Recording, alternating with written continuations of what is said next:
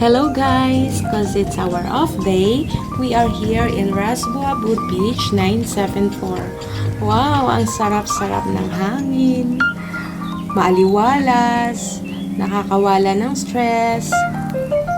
Ayan! Ang ganda-ganda ng view. So guys, magpipicture-picture muna kami dito. At mamaya, our next destination will be in Albida Park.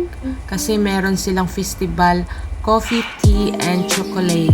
So magkakape kami doon at kakain. Kasi alam naman namin, mamaya-maya, gutom na kami.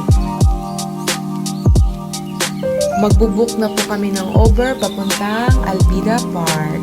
Kasi tapos na kami magpicturan dito. And guys, andito na po kami sa Albida Park. Okay, hahanap po kami ng food dito kung saan kami po pwesto. So, nahanap po namin ang Filipino hotpot.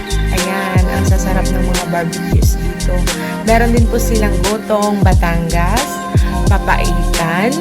Ito po yung mga in-order namin. Atay, puto, bibingka, tapos combo meal, 2 ulam na po, tsaka isang rice. Meron kami maroon. Tapos nag-order kami ng leg barbecue.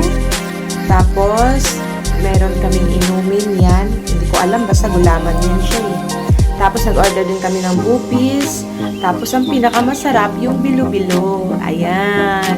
Girly na girly. Tapos, tinikman din namin yung bubble tea. Masarap naman siya. Yung taro, yung masarap. Yung mango, hindi. So, busog na busog kami guys. So, naglalakad-lakad kami.